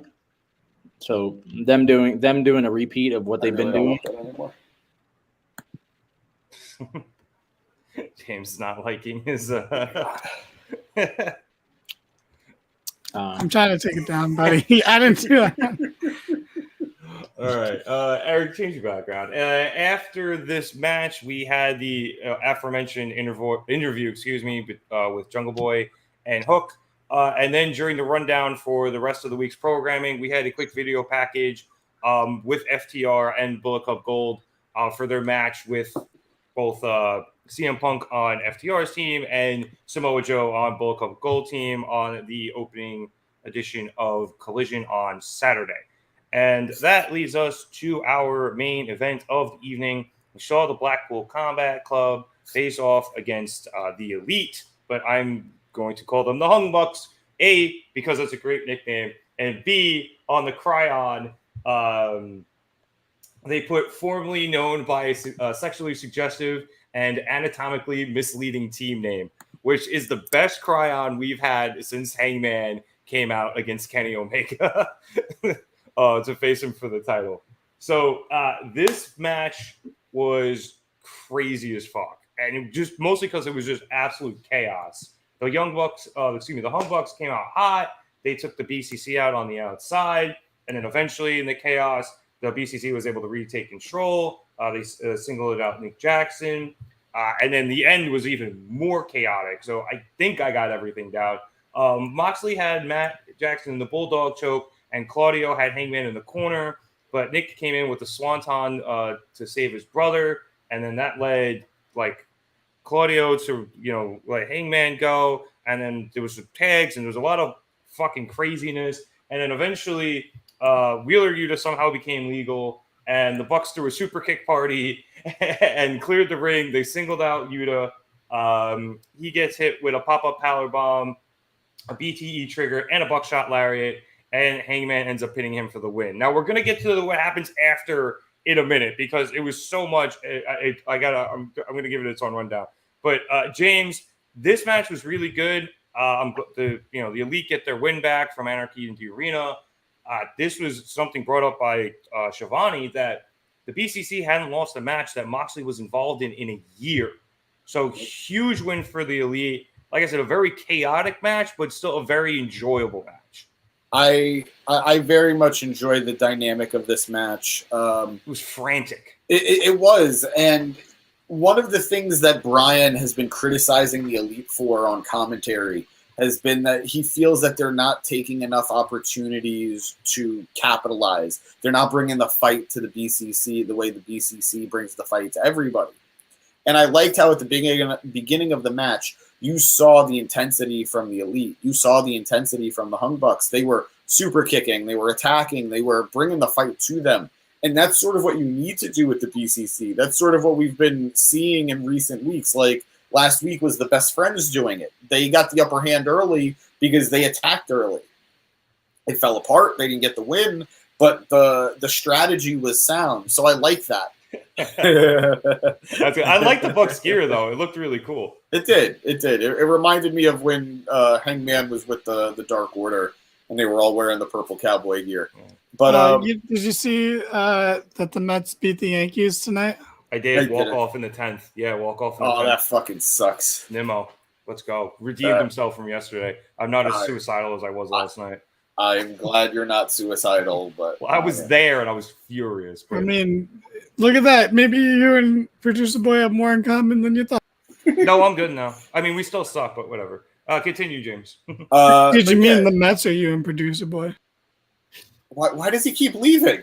I don't know. He's having fun with it. Go Um, ahead, James. But yeah, no, I enjoyed the match. I find it interesting that it was Yuta who got the pin, who got pinned, because he was the one who got the win at the pay-per-view. But I mean, admittedly, I don't know how Claudio should be the guy who gets pinned. I don't know how Can't pin Moxley. Mox. Yeah, exactly. So I get all that. But yeah, good match. But truthfully, I don't even care because the story is what happened afterwards. But I don't want to get into that until we all do. So, producer boy, what did you think of the match? I'm going to be honest. I didn't see this. I got I'm you. not surprised. Dan, do you have any comments on the match? It was good, but I'd rather talk about the post match. All right, let's get into that. So, in the post match, after the Hung Bucks won, the BCC regrouped, came back in, and started to beat down the Elite. And it was at this point, for some fucking random ass reason, Eddie Kingston decided this was the time that he had to come in and confront Claudio again. So he comes in. May I? Yes, May I? yeah. A little Ring of Honor aside. Yeah. So as I'm sure dozens of you know, the last Ring of Honor pay-per-view was Super Card of Honor, where the title match was Eddie Kingston versus Claudio for the Ring of Honor title, where Claudio just barely survived Eddie. Just barely survived him. Eddie had him. It's just the roll-up happened, and Claudio was able to retain the title. We haven't seen Eddie in a while because he was recovering from a hernia surgery. So this is really Eddie's first reappearance anywhere since recovering. And one of the key points of the feud between Eddie and Claudio was that Eddie promised Moxley that in AEW he would not confront or attack Claudio. But in Ring of Honor, it's fair game. So now something's clearly changed that Eddie is willing to go after Claudio in AEW. So very interesting dynamic, especially considering what happened between Eddie and Moxley. But please, right back to you, Riff. Yeah, no, that actually lends a lot to what occurred between Mox and Eddie, which I'll describe in a second. So Eddie went after Claudio. He beat him down. Wheeler tried to get involved. He ate a hurricane for his troubles. And then Claudio was able to hit, Eddie was able to hit Claudio with a hurricane as well, and then knocked him out of the ring. So then Moxley comes up behind Eddie and looks like he's going to attack, but then Eddie turns around, sees that it's Moxley, and they stare each other down, and Moxley giving him the, like, what the fuck you doing look. I obviously, as James explained now, that because Eddie had made this promise to Mox. So this little stare down allows Matt Jackson to recover and come back in, and he throws Moxley into the corner and starts, stomping a mud hole in him. But Eddie pulls Matt off and has him stop, fighting. So then Mox gets back up and he pushes Matt out of the way and he starts, jawing with Eddie again. And the Bucks are just kind of standing there confused. And then for some fucking reason, Takeshita comes down. He takes out Eddie from behind, and this opens up the Bucks to go after Mox. Wait, I'm sorry. What happened to Cracker Barrel? I guess they went under. I don't think so. But now I'm concerned. They have good breakfast. I was wondering why you were putting this up hard day for the Young Bucks. The Young Bucks don't care. The peg hopping game's really fun too. It really is, right? Yeah. My cousins have one, and I play it every time I'm at their house. I'm sad. So anyway, as the Bucks go after Mox, Matt was able to get tangled up with him, but Takeshita got Nick and laid him out, and that prompts Kenny Omega to make his grand return, and he comes out and he squares off against Takeshita. The Elite are then able to regroup. They drive everybody except Takeshita outside of the ring. Hangman and the Bucks all hit dives to the outside, and then Kenny hits a V-trigger on Takeshita. But as he does that, motherfucking Will Ospreay comes up out of nowhere. He tags Kenny with a kick, takes him out, and then hits every one of his finishers, including a Stormbreaker, and ends everything with a hidden blade. Ospreay is going to be on Rampage, and that was pretty much what we heard as they went off the air. But they couldn't even put him on Collision. No, because they're recording. I know Rampage, they're taping it, but still. Well, I mean, if we thought that match was frantic, what in the name of 1999 Monday Night Raw was this ending? Like, everybody and their sister came out, Danny, and it was great, but it was a lot to borrow James's cry on there. Oh man, yeah, it was fucking so chaotic in the best way possible. And that is, I mean, you always see people share like that one clip of that end of SmackDown where it was like Kurt Angle, The Big Show, Booker T, RVD, Rock, Stone Cold, like Kane, like everyone coming out one at a time, hitting a finisher. Except for like RVD, I think he's the only one who doesn't actually hit a finisher in that exchange. But this felt exactly like one of those, and those were always great. Like this was pretty cool, and the crowd was super into it. The crowd was hot for it, which is great because it was the end of the night. They could have been worn out because they put a lot into the show. But this was fucking so cool. Ospreay, guy who had match of the year last year, got that rub from Orange Cassidy. Now he feels like a star. Now he's going up against Kenny Omega. That's pretty fucking cool. Eddie and Claudio's, their hatred is always going to be interesting. And yeah, the Moxley Eddie dynamic of it is super fucking interesting because, that's something people remember. People don't, that's not like like Excalibur has to fucking do gymnastics explaining to us why these two people know each other and have a history. Like we've seen it. We know about Mox and Eddie, so that is a very interesting dynamic. And if he's involved in this in any way, shape, or form, I'm super, super into that. Let's go, Eddie. Let's go this ending. Fantastic ending. One of the best endings we've had in a long time. I dare I say this is one of the best Dynamites all year. Like, this is a standout Dynamite. Yeah, no, it really was top to bottom. And I mean, they were bookended by such two good matches. And then obviously the follow-up to the final match. So, I mean, shit, even the follow-up to the first match was good, even though it was only like, Adam Cole saying one line. But yeah, this was a really good Dynamite, which we'll get more into in a minute because, James, I obviously want to go to you for your opinions on this absolutely batshit crazy ending. I loved it. It was chaotic. It was fast-paced. It was unexpected. Like, I think we all can agree. We were expecting, like, I think Producer Boy put it in our private chat. So Kenny comes back with a friend tonight, right? And yeah, we were I was all expecting Ibushi. Yeah, we were all expecting somebody, and it's not what we got, and it's pretty awesome how it played out.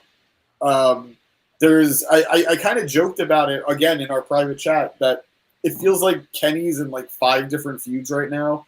He's feuding with the BCC, he's feuding with Takeshita, he's feuding with Ospreay, he's feuding, like, there's so much going on, so maybe that's only 3, but... No, that's still a lot for one dude, but yeah. But the interconnectivity of everything, the intertwining, as this Twitter user says, is awesome.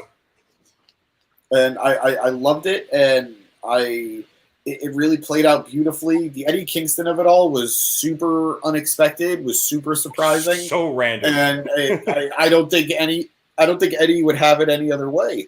But it really worked. I really enjoyed it, and I'm nervous because this is a very big, important storyline where the Elite need to be the baby faces. And next week on Dynamite, the go-home Dynamite to Forbidden Door is going to be in Chicago. I'm worried about them getting booed in Chicago. So probable, actually. I don't want Ibushi to debut to booze simply because he's associated with the Elite. Yeah, that's a good point. And that's assuming he debuts next week on Dynamite. Yeah, because I don't feel like this isn't a Forbidden Door feud, so I don't think that we're going to get him until probably after, and then because I personally think Blood and Guts is either going to be at Wembley or All Out. Because I don't think they're going to do it on regular television. So I don't think they can do Blood and Guts at Wembley. Oh, because of the bleeding in like Britain, they have like different rules and stuff. I'm not even sure about that. I'm not even sure if Wembley would be able to have the setup that they are looking for, because Blood and Guts would be 2 rings. I don't know if they'll be able to do that. Fair. So then maybe it's all out. It's because it's either all out or you just end up again with another big Dynamite. But Yeah. I just don't. This doesn't feel like a Dynamite feud with all. I agree. Because we've had Blood and Guts on Dynamite and it's been good. But Yeah. I mean, the last one with Eddie and the BCC facing off against, I think it was the JAS, right? I think that was on a Dynamite, and it was good. And the Anarchy in the Arena match they had before that was on a pay-per-view. But I don't know. This one just feels bigger to me. I agree. So I personally would put it on the pay-per-view, and especially if it's Ibushi and it's Ibushi's first match in AEW. I think people would be more than willing to pay for that. So that seems like where they're probably going to go with that. Producer Boy, do you have any thoughts on this final segment? I did enjoy the ending. I think I was just thrown off by the whole Eddie situation, maybe because I don't watch ROH, but I just assumed he was on ROH and I didn't know why he was on Dynamite, and I was lost by that. But outside of that, I enjoyed it. I do keep seeing this clip though of Moxley having a whole ass conversation with the Young Bucks. I'm not sure if that was like meant to be seen or It probably wasn't. Yeah, It wasn't, because you got to It remember. definitely wasn't. It was just. he just but to do it dead on the camera, I find that odd. Like, how would he not notice that? But I mean, you don't always know what camera angle they're working with at any given moment. Like, no, I know, but he's doing it like you never do it on. I think because what I assume what you're trying to say, Eric, is like he was on the hard cam and he just probably didn't realize how high he was in terms of like trying to relay. It was probably a timing thing with Takeshi coming out and then Kenny and then Ospreay and everything. So yeah, especially with only minutes left in the show, I'm sure whatever he needed to tell, I think it was Matt Jackson. It was Matt. Whatever he needed to tell Matt was probably something having to do with preparing for the before show close and being in position. So realistically, I live in a world where John Cena is like a weather reporter and I could hear everything he's saying in a match. Shit's getting out. Yeah, if I could live with that, I could live with a bad angle getting caught on TV. Yeah, this ending was reminiscent of. I mean, I guess the last time we've seen something like this was the Randy Orton John Cena unification promo with Triple H. How so? Where they kind of hinted at matches taking place down the line, but they may not actually happen. Similar, with Moxley and Eddie. I don't think anyone really expected that to be.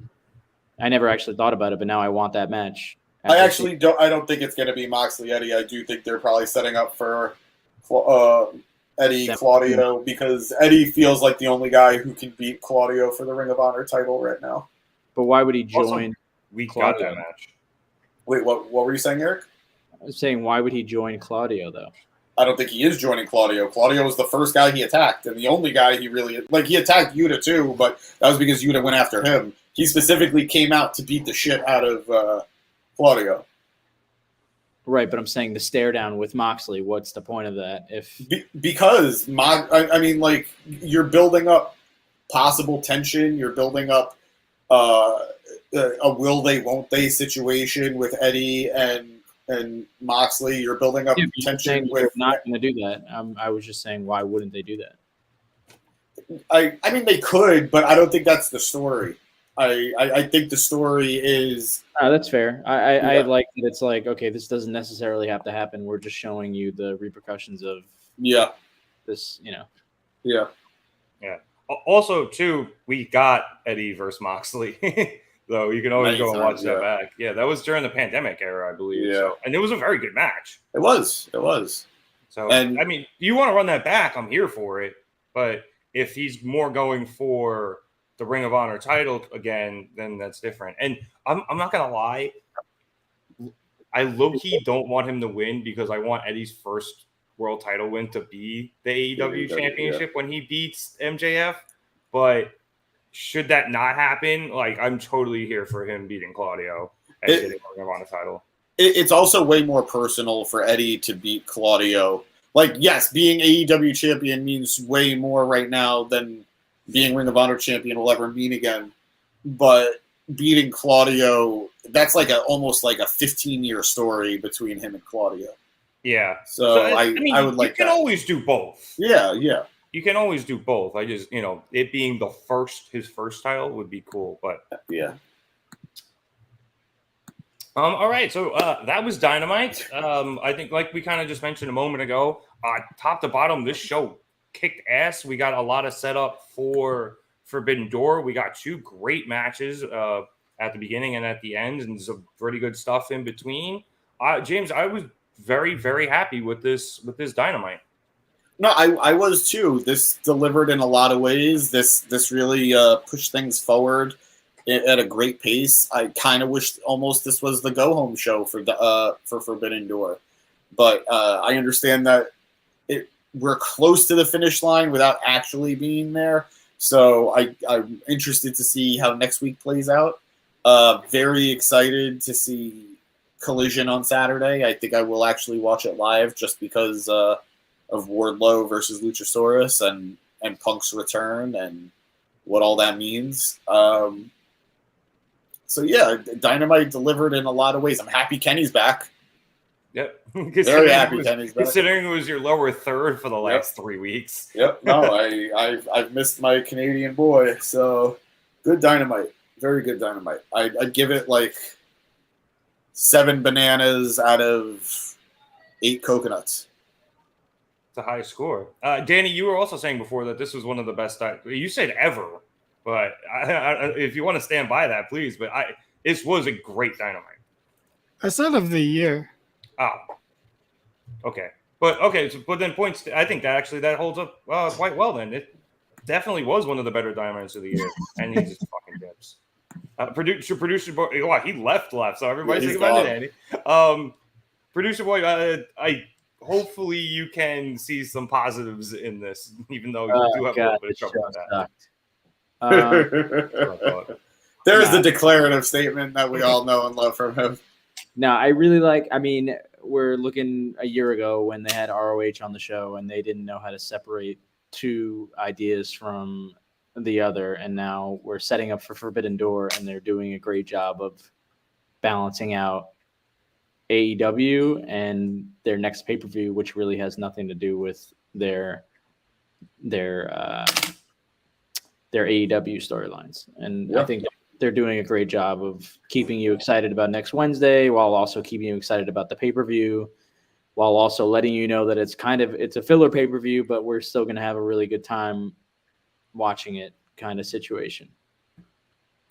Yeah. And I'm very excited for Forbidden Door. I think tonight did a lot to help me get even more excited. It introduced 2 more really big matches that I'm looking forward to.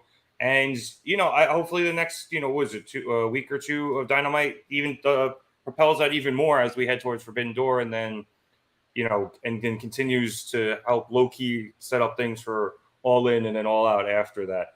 You are absolutely right. We do love to hear ourselves talk, but for at least tonight, we are out of things to talk about. So I'd like to thank everybody so much for watching us here at the Market Down Podcast. Be sure to like and subscribe. We appreciate it. Back here next week on Wednesdays to review Dynamite. We also have Impact of Honor on Thursdays, where James reviews both Impact and Ring of Honor. So if you are into those shows, be sure to check us out then. I don't know if we're going to do anything for Collision. I know I'm not around. I haven't met it. I'm sorry. But we'll probably put something up on the socials if we have any reactions. And Danny, who already dipped, usually does his Raw fast forwards on Mondays following Monday Night Raw. Speaking of socials, if you would like to follow us on Twitter, Facebook, Instagram, or TikTok, you can check all that stuff out in the description below. If you are on YouTube, if you're watching on Twitter, you already have our Twitter, so you're in business. But anyway, like I said, I want to thank everybody so much for watching. So for myself, Nick Cummings, producer boy Eric, Danny Hernandez, and James Asante, like I said, I'm Nick Cummings, and we'll catch you here next time on the Market Down Podcast. Have a good night, everyone.